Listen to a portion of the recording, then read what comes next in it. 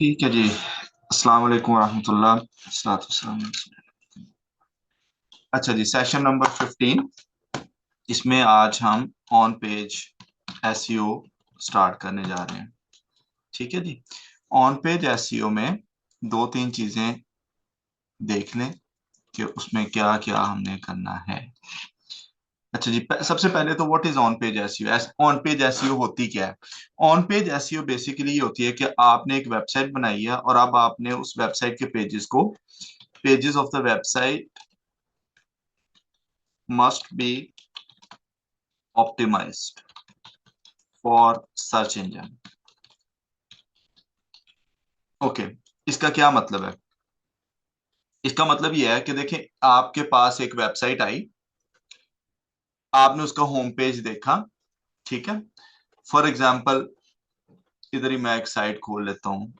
ये एक dummy site आप लोगों की सिर्फ प्रैक्टिस के लिए बनाई है, dreamcorner.co.uk। ठीक है, ये एक छोटी सी एक साइट है। ये मैं खोल लेता हूँ जी। चलो, हाँ ये आ गई। ठीक है, ये एक साइट है। ठीक है, अब ये वेबसाइट बन गई। ओके। अब इस वेबसाइट पे ये जो कंटेंट लिखा हुआ है, तो गूगल के पास कोई ह्यूमन बंदा नहीं पीछे बैठा जो वो ये सोचे कि अच्छा यार, ये वेबसाइट इस चीज के बारे में है, ये टेक्नोलॉजी कंप्यूटर्स पे बात करती है। क्योंकि कंप्यूटर, मैंने जैसे उस दिन आपको बताया था जब आप एनएलपीज और वो एंटिटीज वगैरह चेक कर रहे थे, कि जो एल्गोरिदम है, जो मशीन जो है पीछे है गूगल के, वो ये देखती है कि टैग्स किस टैग के अगेंस्ट क्या चीज है, और वो उसको क्रॉल करती है और उसके हिसाब से डिसाइड करती है कि ये वेबसाइट इस चीज के बारे में है। इस प्रोसेस को हम क्या कहते हैं? इस प्रोसेस को हम कहते हैं ऑन पेज ऑप्टिमाइजेशन। तो जो भी काम हम फ्रंट पे जो नजर आने वाला है वो हम करेंगे, उसको हम कहते हैं सामने ऑन पेज, पेज के ऊपर जो ऑप्टिमाइजेशन करनी है। ठीक है। अच्छा जी, पेज के ऊपर ऑप्टिमाइज, अच्छा पेज के ऊपर जो ऑप्टिमाइज करनी है उसको क्या कहते हैं जी? On page SEO. ओके।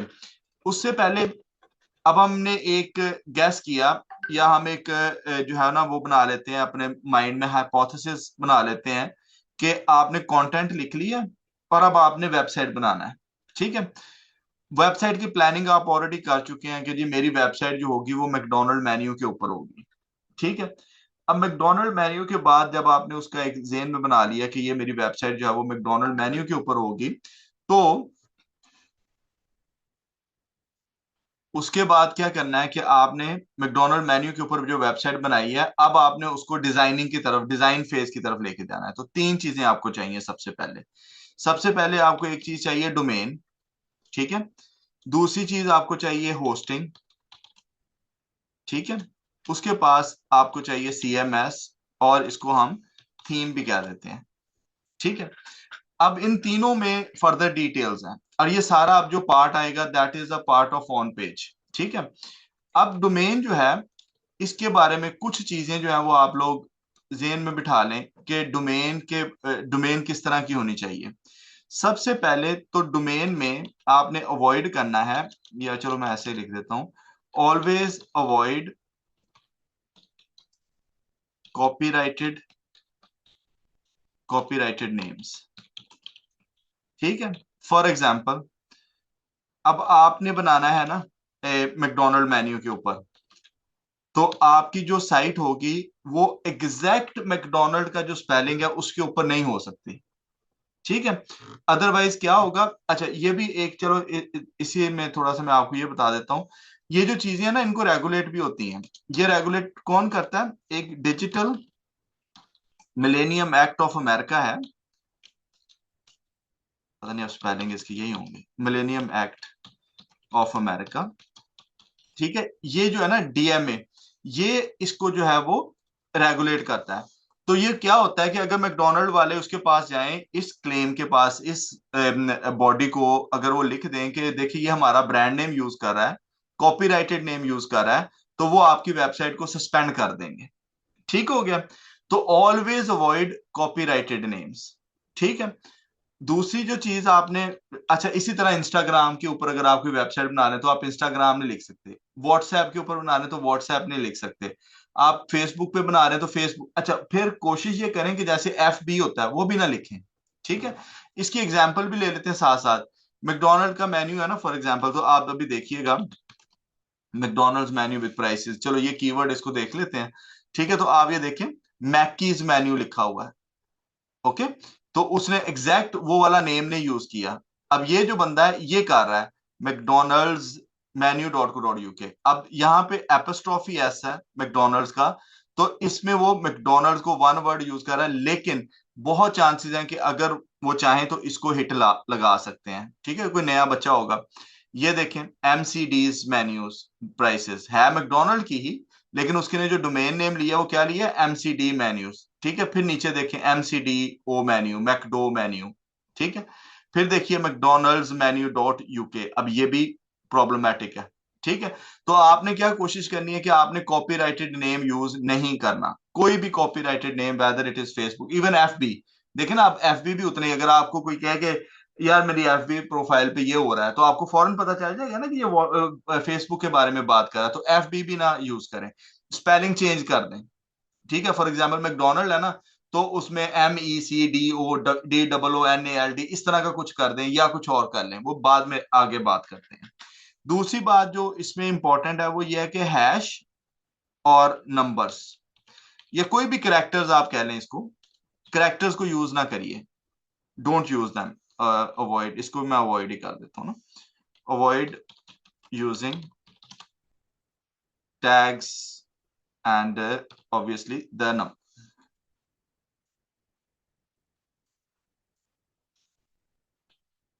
और नंबर्स। ठीक है जी, तो ये भी आपने यूज नहीं करने। ओके, थर्ड चीज जो है इसमें जो देखने वाली है वो है extensions, use them carefully.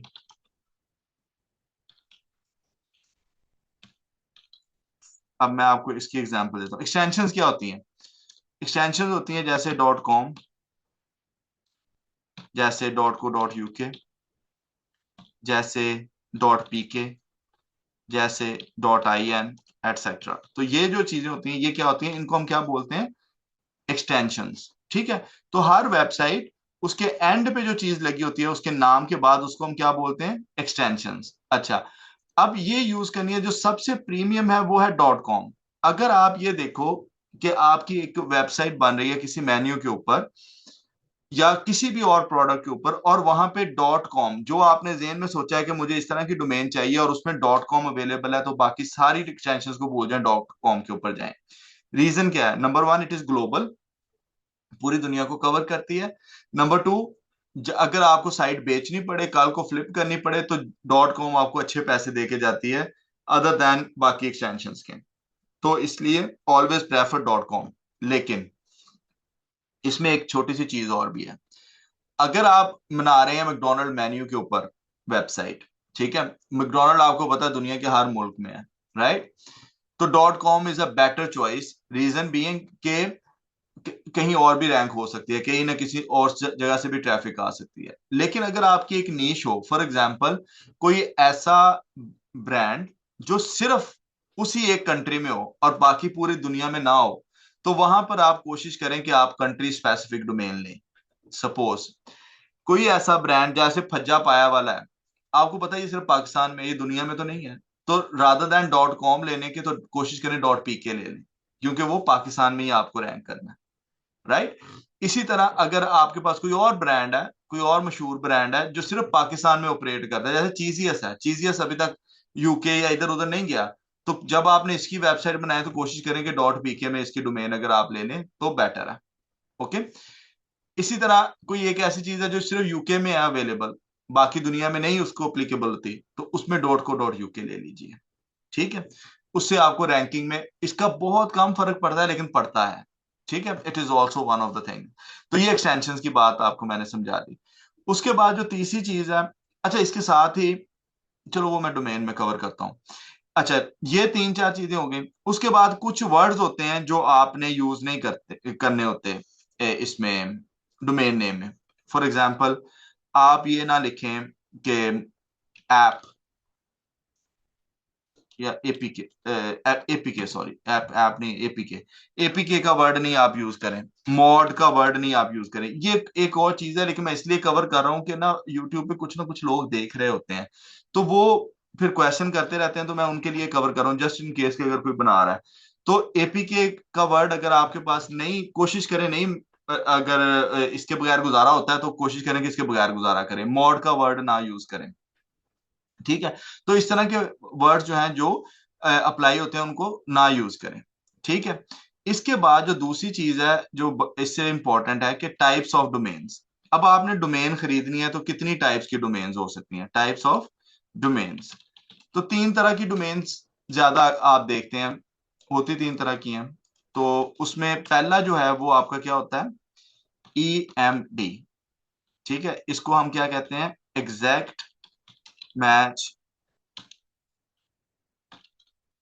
Domain. ठीक है, उसके बाद दूसरी जो होती है उसको कहते हैं PMD। वो कौन सी होती है, पार्शियल मैच डोमेन। ठीक है, और जो तीसरी है उसको क्या होती है, वो ब्रांडेड। ठीक है जी, ब्रांडेड होती है। अच्छा जी, एग्जैक्ट मैच डोमेन, इस पे जरा देख लीजिए। ये बड़ी इफेक्टिव है, बहुत इफेक्टिव रहती है। ठीक है, लेकिन you have to be sure कि पकड़े ना जाएं। फॉर एग्जाम्पल, आपका कीवर्ड है ना मैकडोनल्ड्स मेन्यू प्राइसेस। ठीक है, तो कोशिश करें कि आपका जो डोमेन है उसमें मैकडोनल्ड मेन्यू प्राइसेस ऐसे ही आ जाए एज इट इज। ठीक है, तो उसको हम क्या कहेंगे, this is an exact match domain. अच्छा, चलो आगे जाके इसको भी कवर करता हूँ। ठीक है, मैकडोनल्ड्स मेन्यू प्राइस ये आ गई है। अच्छा, पार्शियल मैच डोमेन क्या होगी, पार्शियल मैच डोमेन होगी कि जनाब अगर आप मैकडो कर दें, McDo menu prices .com .co.uk whatever. ठीक है, तो इस पे इसको क्या कहते हैं, पार्शियली, क्योंकि थोड़ा सा one part is matching the original. कोशिश ज्यादा करते हैं कि PMD अगर मिल जाए वो भी ठीक है। ब्रांडेड क्या होती है कि आप टोटल ही चले जाएं, जैसे आप चले जाएं कि जी ऑल मेन्यू king.com। ठीक है, तो इससे ये जो है ये ब्रांडेड नेम है, इस पे कोई रेस्टोरेंट स्पेसिफिक नहीं है, इस पे कोई एक नीश स्पेसिफिक नहीं है, ये एक ब्रांडेड कीवर्ड है, ब्रांडेड के ऊपर वो चला रहा है। समटाइम्स क्या होता है, देखो आप देखते हो कि कलरिंग पेजेस, ठीक है, कलरिंग पेजेस फॉर किड्स, या आपको पता ना स्टॉप वर्ड नहीं यूज करते, तो हम इस तरह कर लेते हैं किड्स कलरिंग पेजेस। ठीक है, अब क्या हुआ कि ये देखिए ये करेओला.com, करेओला क्या है इसका, उसके कलरिंग पेज से कोई लेना देना ही नहीं है, तो इसको हम क्या कहेंगे, ब्रांडेड डोमेन है, ब्रांड है। क्रेओला क्या है, ब्रांड है। इसी तरह मंडे मंडाला है, ये भी क्या है, ब्रांड है। ठीक है, प्रिंटेबल्स आ गया, ये देखिए अब ये आ गया सुपर कलरिंग, तो कुछ ना कुछ कलरिंग के बारे में उसकी डोमेन में आ रहा है, तो इसको हम क्या कहेंगे, ये पार्शली मैच है। ठीक है, पार्शली मैच कर रहा है उसके डोमेन के साथ जो वो काम करना चाहता है। इसी तरह अगर आप, मैं इसको इस तरह कर लेता हूं, ब्लूई कलरिंग पेजेस। ठीक है, ये वाला एक वैसे हम चेक कर लेते हैं इसको। तो यहाँ पे देखो ये ब्लूई ऑफिशियल्स हैं, ये तो ऑफिशियल वेबसाइट्स आ जाती हैं। तो नीचे देखो क्रिएटिव किड्स कलर, तो ये कलर जो है वो थोड़ा बहुत जो है वो मैच कर रहा है, तो इसको हम क्या कहेंगे, ये आ जाता है आपकी उसमें पार्शली मैच डोमेन में। लेकिन एट द सेम टाइम एक चीज आपने जेन में रखनी है भाई, वो ये चीज जेन में रखनी है, समटाइम ब्रांडेड और पार्शली मैच में इक्वलेंस हो सकती है। कैसे हो सकती है, मैं आपको उसकी एग्जांपल देता हूं। मैं यहां पे लिखता हूं क्यूट कलरिंग पेज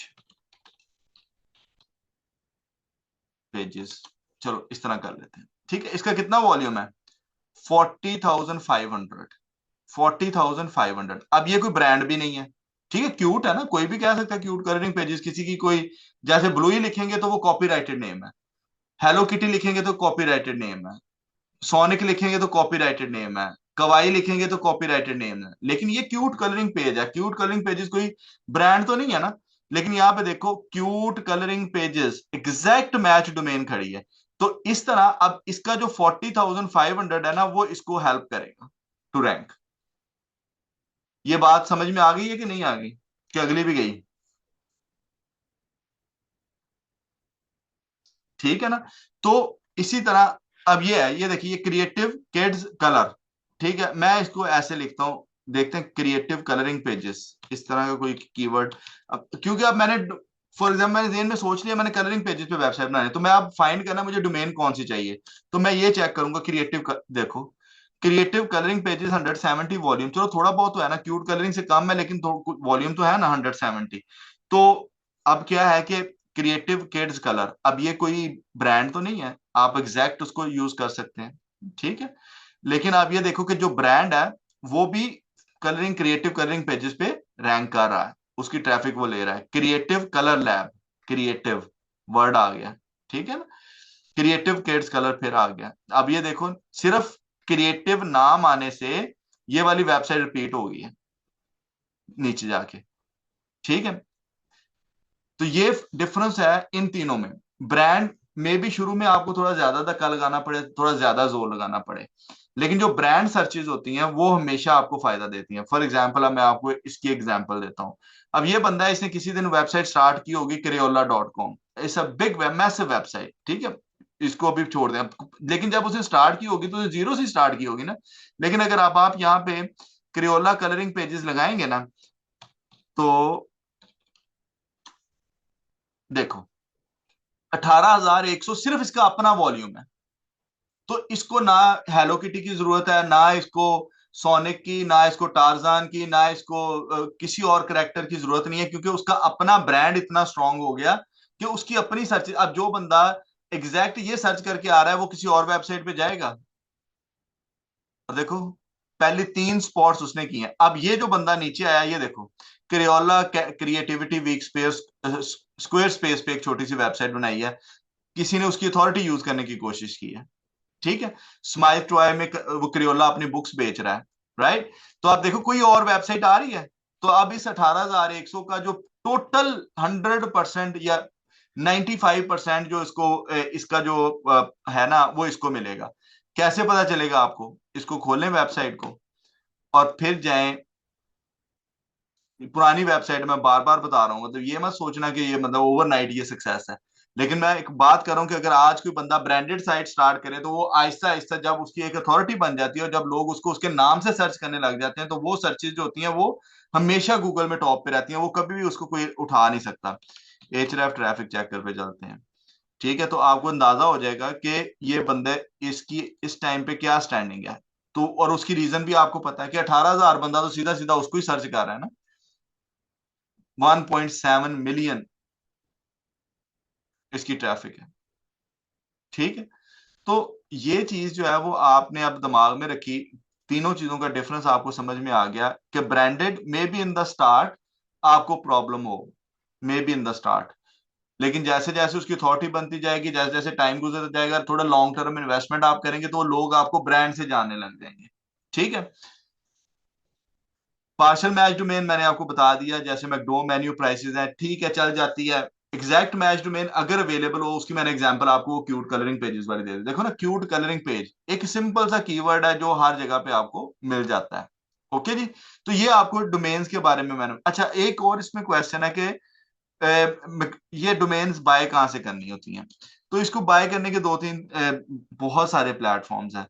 इनमें names.com भी आ जाता है, एक है मेरा ख्याल नेम सिलो भी है, ये बार बार ये क्यों हो जाता है, ठीक है, नेम सिलो है, ठीक है। इसी तरह और भी बहुत सारे हैं, डायना डॉट है एक, ठीक है। तो एटसेट्रा एटसेट्रा बहुत सारे और भी हैं। अच्छा, इसमें एक चीज और भी आप ध्यान में रखिए कि कुछ जो होते हैं ना प्रोवाइडर्स, जैसे गो डैडी ये भी प्रोवाइड करता है, एंड इसी तरह नेम चीप ये भी प्रोवाइड करता है। अवॉइड करें जब आप मेन्यू वगैरह की निशेस लेना चाहें, तो इन जगहों को अवॉइड करें बाय करने से। रीजन इसकी क्या है कि ये थोड़े से वेल एस्टेब्लिश्ड है, और ये बड़े स्ट्रिक्ट होते हैं। अगर इनको कोई डीएमसीए का क्लेम आ जाए, जो मैंने अभी आपको बताया डिजिटल मिलेनियम एक्ट वालों का, अगर इसको क्लेम आ जाए, तो ये फौरन आपकी वेबसाइट को सस्पेंड कर देते हैं, आपको टाइम भी नहीं देते हैं। ये जो है ये थोड़े से शरीफ हैं, थोड़ा सा सोच लेते हैं। और भी बहुत सारे प्रोवाइडर्स हैं, लेकिन मैं ज्यादा इन तीनों को यूज करता हूँ। ठीक है। लेकिन नेम चीप से भी आप ले सकते हैं अगर ब्रांडेड डोमेन हो, मतलब अगर आपको पता है कि नहीं ये कॉपीराइटेड या इसमें आपको कोई शक नहीं है कि कोई क्लेम कर सकता है, तो फिर नेम चीप भी ठीक है। लेकिन अगर आपको थोड़ा बहुत भी डाउट हो तो फिर कोशिश करें इसको। एक चीज जो हम शुरू में हम करते थे, अब तो नहीं खैर इतना टाइम होता, ये जितने भी डोमेन्स वगैरह ना, जब आप बजट पे काम कर रहे हो तो आप हमेशा इनके ना कूपन फाइंड कर लिया करें। फॉर एग्जांपल मैंने ना names.com से फॉर एग्जांपल वेबसाइट लेनी है ना, names.com, इससे मैंने लेनी है डोमेन बाय करनी है। ओके, तो मैं क्या करूंगा, मैं ना इसके names.com डिस्काउंट कूपन इस तरह करके कुछ सर्च कर लूंगा। ठीक है, तो ये देखो नेम्स ऑफ प्रोमो कोड्स। ठीक है, इसी तरह कूपन फॉलो, ये देखिए, तो यहां से आप कूपन को कॉपी करके तो उधर लगाएंगे तो आपको उतना डिस्काउंट मिल जाएगा। ये 4 5 6 डॉलर की डोमेन होती है, डिपेंड करता है किस तरह की आप ले रहे हैं।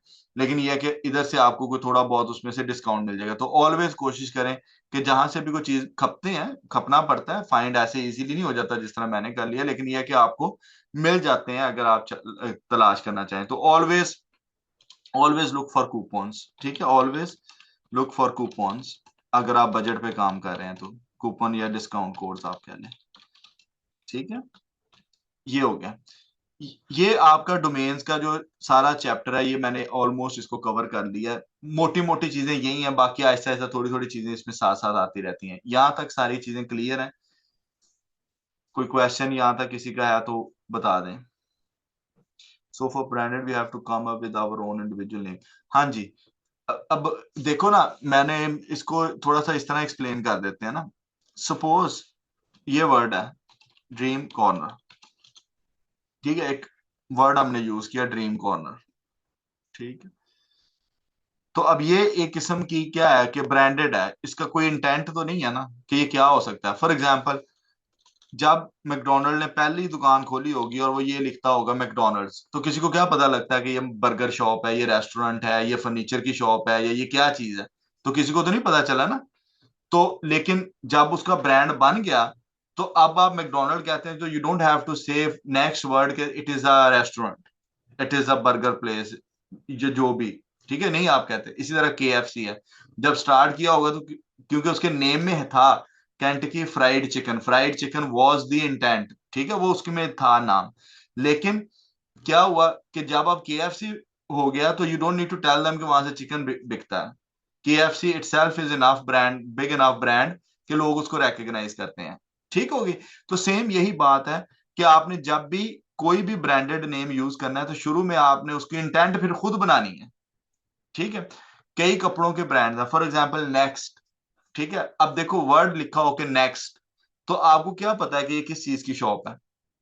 ठीक है, लेकिन क्योंकि ब्रांड इतना स्ट्रांग हो गया over the period of time कि अब you don't have to explain कि in the next you can buy women cloth, men's cloth, kids cloth, you can buy furniture, soft furniture. Now you don't need to tell them any, now you don't need to tell anybody कि what that stands for. ठीक है, तो इसी तरह कि जितने भी brands होते हैं वो इसी तरह होते हैं कि शुरू में आपको नहीं पता होता कि वो एक्चुअली है किस चीज के, लेकिन आए Walmart, you don't know mart, yeah it's okay shopping center, but Walmart what it excels in we don't know। But जैसे ही अब वो ब्रांड बन गया, पता है हर चीज मिलती है वहां पे। Amazon, what it is, now we know it is an e-commerce platform। तो ये जितने भी ब्रांड नेम्स होते हैं ये सारे क्या होते हैं कि इनको आप थोड़ी सी अथॉरिटी मिल जाती है। अब फॉर एग्जाम्पल अगर किसी ने इलेक्ट्रिक कार बाय करनी है, तो एक तो वो सर्च इस तरह कर सकता है ना कि बेस्ट इलेक्ट्रिक कार। लेकिन अगर एक बंदा, उसने भी इलेक्ट्रिक कार बाय करनी है लेकिन वो सीधा जाके लिखे टेस्ला इलेक्ट्रिक कार, तो अब जो टेस्ला की जितनी सर्च है वो सारी टेस्ला को ही मिलेगी ना। लेकिन अगर वो इलेक्ट्रिक कार सर्च कर रहा है तो फिर बाकी जितने भी कंपेर प्लेयर्स हैं मार्केट में, अगर BM ने इलेक्ट्रिक कार बनाई है, मर्क ने इलेक्ट्रिक कार बनाई है, या किसी और ब्रांड ने बनाई है, तो वो सारे उस कीवर्ड के पीछे भाग रहे होंगे ना। लेकिन जो बंदा टेस्ला सर्च कर रहा है तो वहां पे उसके लिए इजी है, उसको पता है कि ये मेरी वेबसाइट पे ही आएगा। समझ आ गई है इस बात की? मैंने बड़ी बड़ी एग्जांपल्स इसलिए दे दी हैं ताकि आराम से ये आपके दिमाग में बैठ जाएं और इनको आप छोटी चीजों के ऊपर खुद ही अप्लाई कर सको। ठीक है जी, और कोई क्वेश्चन तो नहीं है इस पे? फिर आगे चलूं।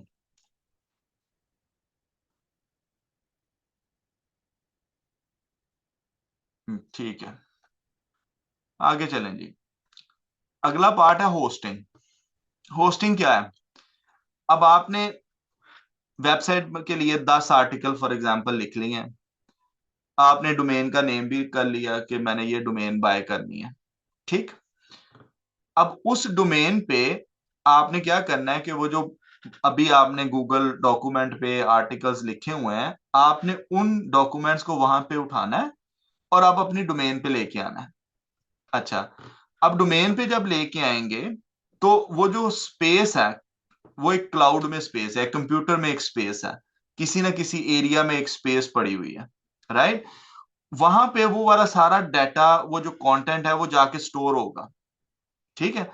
तो जब भी कोई बंदा आपकी वेबसाइट से रिलेटेड कोई भी कीवर्ड लिखेगा, तो कंप्यूटर को पता होगा कि मेरे फला सर्वर में, मेरी फला अलमारी में, कबर्ड में ये इससे रिलेटेड फाइल्स पड़ी हैं, तो वो वहां से फाइल्स को फैच करके, कंटेंट को फैच करके वो आपके जो यूजर है उसको वो चीजें दिखा देगा। तो बेसिकली होस्टिंग को आप इजीली क्या कह सकते हैं कि स्टोरेज स्पेस है, ठीक है। होस्टिंग क्या है? एक स्टोरेज स्पेस है जहां पे आपका कंटेंट स्टोर किया जाता है, ठीक है। दो तीन है, बहुत सारी हैं, जैसे साइट ग्राउंड है, ठीक है। इसी तरह middle host, symbol host, Hostinger Pakistan में बहुत चलती है, ठीक है। इसी तरह आप फास्ट होस्ट हैं, फास्ट होस्ट है, ब्लू होस्ट है, ठीक है जी, etcetera etcetera, many of them, ठीक है। बेहतर कौन सी है, कम बेहतर कौन सी है? सिंबल होस्ट ऑफशोर एपीसी जो है ना, होस्टिंग के लिए, कि अगर आप चाहते हैं, मतलब फॉर एग्जांपल आपने कोई ऐसा पंगा लिया हुआ है जो उस कंट्री में बैन है, जैसे मैं आपको इसकी छोटी सी एग्जांपल दे देता हूँ, इसीलिए आपको मैंने मेन्यू पे काम करवाया ताकि बहुत ज्यादा चीजें जो है ना कॉम्प्लिकेट ना हो, लेकिन जस्ट इन केस मैं आपको एग्जांपल देता हूँ। एक गेम है, फॉर एग्जांपल टिकटॉक है ना, गेम को भी छोड़ें, टिकटॉक है, एक स्पेसिफिक कंट्री है वहां पे ये बैन है, ठीक है। फॉर एग्जांपल चाइना कहता है कि जी, अब मैं एग्जांपल सिर्फ दे रहा हूँ आपको, कि बैन है, चाइना में ये टिकटॉक नहीं चल सकता, ठीक है। तो एक बंदा बैठा था चाइना में और उसने ये देखा कि यार मैं अगर कोई जुगाड़ लगाऊं, अगर मैं टिकटॉक को किसी ना किसी तरीके से मैं होस्ट कर लूं, या किसी ना किसी तरीके से मैं उसका कोई एक जिसको क्या कहते हैं कि ट्रांजिट पाथ फाइंड कर लूं कि जिससे टिकटॉक जो है वो चाइना में भी चले, ठीक है। तो वो एक एप्लीकेशन बना देता है। अब वो एप्लीकेशन जब तक बनाता है उस वक्त तक तो उसके कंप्यूटर में होता है, वो टेस्ट करता है, वो कहता है कि ठीक है यार, ये यूआरएल यूज करके ना तो टिकटॉक जो है वो सेम इधर चलना शुरू हो जाएगा, ठीक है। तो अब क्या हुआ, अब उसने क्या करना है कि अब उसने वो जो टिकटॉक को चलाने का तरीका है, उसको आप ये भी कह सकते हैं एपीके है, या वो जो फाइल लिंक है, उसने अब उसको अपने लोगों को भी तो बताना है ना कि भाई मेरे पास ये तरीका है, अगर तुमने आना है तो यहाँ से डाउनलोड कर लो। कई दफा आपने देखा होगा, फॉर एग्जाम्पल मैं अभी दिखाता हूँ, रोब्लॉक्स है, फॉर एग्जाम्पल रोब्लॉक्स एपीके, ठीक है। तो ये देखिए, एपीके डाउनलोड्स, अब ये क्या है, दो चीजें हैं इसमें, या मैं आपको बड़े चीजों से बताना चाहता हूँ क्या है। ये देखो, ये रोब्लॉक्स, ये तो आप ऐसे भी तो कंप्यूटर पे डाउनलोड कर सकते हैं ना, तो मैं इससे जाके क्यों करूं? इससे जाके मैं इसलिए करूं कि जब कई चीजें जो है वो क्या करते हैं कि पेमेंट होती है ना, करेक्टर्स की पेमेंट होती है, कपड़े बाय करने उसकी पेमेंट होती है, तो ये जो साइट्स होती हैं ये उन चीजों को जो है वो क्या करती हैं, बाईपास करवा देती हैं, और आपको वो कोइंस या जो भी आपको चाहिए होते हैं वो फ्री में आपको दिलवा देती है, ठीक है। तो इसको क्या कहते हैं हम? एपीके। एपीके क्या है जी? इसको क्या, एंड्रॉइड पैक्ड फाइल्स इसको कहते हैं। APK stands for in Android, ठीक है। तो अभी आपको पता चल जाएगा, एंड्रॉइड पैकेज गेट ये है, ये एप्लीकेशन पैकेज इसको कहते हैं। अब ये तो है स्ट्रेट फॉरवर्ड। फॉर एग्जांपल मैंने अभी क्या लिखा, कोई गेम और बताएं वो, सपोज माइनक्राफ्ट, ठीक है जी, माइनक्राफ्ट, ये तो गेम है, सीधी सीधी बात है, मैंने डाउनलोड करनी है, मैं यहाँ पे माइनक्राफ्ट की वेबसाइट पे जाऊंगा, मैं कर लूंगा download, so that's fine. APK क्या है? एंड्रॉइड की एप्लीकेशन है एपीके, ठीक है जी, लेटेस्ट वर्जन इसका। तो ये देखिए, अब एक वर्ड आपने ऐड देखा है इसमें, मॉड का, जो मैंने मना किया है कि मॉड का वर्ड ना यूज किया करें। मैं सिर्फ आपको एग्जांपल दे रहा हूँ होस्टिंग के हवाले से, ये ध्यान में रखना, कंफ्यूज होने की जरूरत नहीं है। अब ये मॉड है, ठीक है, तो मॉड स्टैंड्स फॉर मॉडिफाइड, ठीक है, मॉड स्टैंड्स फॉर मॉडिफाइड। तो अगर आप यहाँ पे ये मॉड की एप्लीकेशन लगी हुई है तो इसको होस्ट करना है ना अगर आपने, तो कोशिश करें कि ऑफशोर आईपी पे करें, विच इज सिंबल होस्ट। ये आपको प्रोवाइड करता है ऑफशोर आईपी, जिससे क्या होता है कि आपके वो जो चीट कोड्स होते हैं या जो वो एक्स्ट्रा चीजें जो आपने यूज करनी होती हैं उस गेम के लिए, करैक्टर, कारें चेंज करनी है, बाय करनी है, सेल करनी है, तो वो उसको आपको कूपन दे देता है, उसको आपको डिस्काउंट चीट कोड दे देता है, जिससे आपको एक्चुअल मनी अपनी जाया किए बगैर you can easily host them on their. ठीक हो गया। तो ये आपका होस्टिंग का है। तो मेजोरिटी ऑफ द टाइम अगर आपकी कोई इस तरह की काम है जिसमें आपने किसी कोई प्रोहिबिटेड चीज देनी है फॉर अ स्पेसिफिक कंट्री, तो सिंबल होस्ट या ऑफशोर आईपी। ऑफशोर आईपी किस लिए, इसलिए भी यूज करते हैं ना, चीजों को छुपाने के लिए, अपनी आइडेंटिटी को छुपाने के लिए। पता है ना कौन पकड़ा गया था ऑफशोर कंपनी रखने के चक्कर में? तो बस उसी को जेन में ले आया करें, जब भी आपके जेन में आया कि मैं कोई ऐसी चीज है जो मुझे छुपाना है बाकियों से, तो फिर आपको ऑफशोर आईपी चाहिए। ठीक है जी। अच्छा जी, उसके बाद सीएमएस आ जाता है। सीएमएस क्या है? सीएमएस होता है कंटेंट मैनेजमेंट सिस्टम। अब आपने देखिए क्या किया कि आपने एक डोमेन खरीद ली, डोमेन खरीदने के बाद आपने होस्टिंग ले ली, होस्टिंग के बाद आपने डोमेन और होस्टिंग को आपस में कनेक्ट कर दिया, and now the third step comes कि आपने किस तरह का जो है वो कंटेंट मैनेजमेंट सिस्टम रखना है, किस तरह का जो है वो मैनेजमेंट सिस्टम यूज करना है जहां पे आपके कंटेंट को इजीली ऑर्गेनाइज किया जा सके and make it available for the people to watch. ठीक है। तो उसके लिए हम जो ज्यादातर लोग हैं वो क्या यूज करते हैं, WordPress. No ifs no buts, ज्यादातर यही यूज होगी वर्डप्रेस।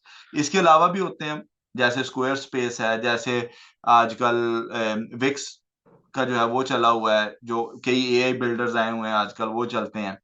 लेकिन even till today WordPress is the most widely used CMS, content management system. ठीक है। तो फिर आपने क्या करना है कि फिर आपने उस जो डोमेन आपने बाय किया है जिसको आपने होस्टिंग के साथ कनेक्ट किया है, तो वहां पे क्या करना है, इंस्टॉल करना है कंटेंट मैनेजमेंट सिस्टम, जो हमारी सूरत में इस सिचुएशन में क्या होएगा, वर्डप्रेस। ठीक है। उसके बाद है थीम। तो आप देखते हैं कि मुख्तलिफ वेबसाइट्स अगर आप खोलें, आपको नजर आता है कि जी फॉर एग्जांपल मैकडोनल्ड की मेन्यू की ही खोल लेते हैं। ठीक है, मैकडोनल्ड मेन्यू की खोल लेते हैं, तो अभी आप इस वाली वेबसाइट को खोल लें। ठीक है, शायद मिल जाए हमें डिफरेंट थीम्स, लेकिन ये सारी एक जैसे लोगों ने बनाई होती हैं तो मुश्किल भी हो सकता है। ठीक है, चलो तीन चार हम खोल लेते हैं, कोई ना कोई डिफरेंट मिल ही जाएगी। ठीक है जी, ये मैंने थोड़ी सी वेबसाइट्स खोल ली। अब ये एक वेबसाइट बनी हुई है, ठीक है, इस हिसाब से जरा इसको ज़हन में रखें कि इसमें क्या आ रहा है कि टॉप पे इसका हेडर मेन्यू है, उसके बाद इसका जो है वो टाइटल है, फिर थोड़ा सा डिस्क्रिप्शन है, तो ये सिचुएशन है। ठीक है। इसी तरह अब ये देखें यहाँ पे एक दो तीन ये बॉक्सेस से इसने बनाए हुए हैं। ठीक है। तो नॉर्मली फुटर पे सम टाइम लगा भी होता है कि कौन सा थीम ये यूज कर रहे हैं, लेकिन अगर इसने नहीं लगाया तो ठीक है। तो ये देखिए ये थोड़ा सा डिफरेंट है, इसको देखें, इसका डिजाइन स्टाइल उससे भी डिफरेंट है। हर थीम को कस्टमाइज करके आप अपने हिसाब से कर सकते हैं। ठीक है, लेकिन आप हमेशा थीम वो यूज करते हैं, हमेशा थीम यूज करते हैं जो गूगल फ्रेंडली हो, गूगल फ्रेंडली हो, जो इजीली लोड हो सके। ठीक है, लाइट फॉन्ट, लाइट वेट भी कहते हैं इसको, लाइट वेट भी कह देते हैं, ताकि जो है वो प्रॉब्लम ना हो। तो ज्यादातर जो है एक ही थीम हम लोग तो यूज करते हैं, केडेंस का थीम है, तो इसको यूज कर लेते हैं। ठीक है। तो हर थीम को आप ऑप्टिमाइज कर सकते हैं, लेकिन ये देखें अब इसका जो थीम है वो टोटली डिफरेंट, इसमें हेडर है, फिर इसके नीचे इमेजेस और ये सारा कुछ। तो इस तरह हर वेबसाइट जो है वो अपने थीम के एतबार से कुछ ना कुछ डिफरेंट होती है। सेम थीम भी हो सकता है लेकिन उसको कस्टमाइज किया जाता है, लेकिन थीम हमेशा आपने यूज करना होता है और उस थीम के ऊपर आपकी वेबसाइट जो है वो बिल्ड की जाती है। तो ये आज आपने देखी कुछ चीजें, दोबारा इसको मैं एक दफा रिपीट कर देता हूं कि आज हमने जो देखा, सबसे पहले देखा कि डोमेन। ठीक है, डोमेन किस तरह की हमने चाहिए वो मैंने आपको बता दिया, कॉपीराइटेड नेम से अवॉइड करना है, नंबर्स और हाइफन और कैरेक्टर्स जितने भी होते हैं उनसे आपने अवॉइड करना है। एक्सटेंशंस जो है उनको यूजफुल तरीके से आप अपना केयरफुली यूज करिए। .com .co .uk .pk .in, country specific अगर आप इटली में काम करना चाह रहे हैं और इटली की ही साइट है, इटली में ही रैंक करना चाह रहे हैं, तो .it उसकी अपनी अथॉरिटी होगी। लेकिन अगर आप एसेट बनाना चाह रहे हैं, बेचना चाह रहे हैं, फ्लिप करना चाह रहे हैं और लॉन्ग टर्म सोच रहे हैं तो डॉट कॉम, क्योंकि ग्लोबल डोमेन है, इजीली सेल हो जाती है। ठीक है जी। Words like APK, mod, etcetera etcetera, जो मतलब प्रोहिबिटेड वर्ड्स कह लें, या जो थोड़े से आउटसाइड द आते हैं उसमें, एम्बिट ऑफ द डिसेंसी के, तो उनको कोशिश करें ना यूज करें। फिर आपने देखी types of domains, exact match domains, partial match domains और ब्रांडेड डोमेन्स। एग्जैक्ट मैच आज भी काम करती है एज लॉन्ग एज वहां पे कोई ब्रांड या कॉपीराइटेड नेम वर्ड ना आप यूज करें। पार्शियल मैच क्या है कि आप थोड़ा सा कीवर्ड का पार्ट यूज कर लें, थोड़ा सा कोई अपना थोड़ी सी एडिशन मॉडिफाई करके तो उसको यूज कर लें, चलती है। ब्रांडेड क्या है कि आपने टोटल एक वर्ड ऐसा यूज किया, एक ऐसा वर्ड यूज किया कि जिसमें आपने जो आपका ब्रांड बन गया। क्यों करना है? ताकि आप जब अगर ब्रांड एस्टेब्लिश हो जाता है तो then you can do whatever you want to do with that. कहाँ से बाय करनी है? नेम्स डॉट कॉम, मैंने आपको बताया, नेम सिलो, डायना डॉट एटसेट्रा। कहाँ से बाय नहीं करनी, वो मैंने आपको बता दिया कि आपने नेम चीप और गोडैडी से बाय नहीं करनी। क्यों नहीं करनी? क्योंकि ये थोड़े से स्ट्रिक्ट हैं। अगर गॉड फॉरबिड कोई इस तरह की कोई डीएमसीए का क्लेम या कुछ भी आता है तो ये बगैर पूछे आपका जो है वो आपकी वेबसाइट को उड़ा देते हैं। जब भी डोमेन खरीदने लगे कोशिश करें, होस्टिंग भी खरीदने लगे, कोई भी चीज जब आप बजट पे काम कर रहे हैं तो always look for coupons, discount codes. ठीक है जी। होस्टिंग के बारे में बात हुई कि स्टोरेज स्पेस होती है जहां पे आपकी जितनी भी आपने कंटेंट लिखा होता है उसको वहां पे स्टोर किया जाता है। कौन कौन सी है? Side ground, middle host, symbol host, Hostinger है, फास्ट होस्ट, ब्लू होस्ट है। ठीक है। अगर आपने ऑफशोर काम करना है तो आपको सिंबल होस्ट, अगर आपने अपनी आइडेंटिटी छुपानी है। ठीक है जी। सीएमएस के बारे में बात की, कंटेंट मैनेजमेंट सिस्टम है, नाम से जाहिर है कि जो सारी आपकी फाइलें, जो भी आपने अपनी वेबसाइट के ऊपर चीजें, पिक्चर्स, इमेजेस, एटसेट्रा एटसेट्रा, जो कुछ भी यूज करना है उन सबको जो है वो कैसे ऑर्गेनाइज करना है, तो उसके लिए आप जो सिस्टम यूज करते हैं उसको सीएमएस कहते हैं, और वर्डप्रेस। फिर उसके बाद उसके बारे में हुआ कि थीम किस तरह का होना चाहिए, तो मैंने कहा जी गूगल फ्रेंडली होना चाहिए, इजी जो लोड हो सके और लाइट वेट हो। केडेंस का मैंने रिकमेंड कर दिया। तो यहां तक अगर अब किसी का कोई क्वेश्चन है तो वो कर ले।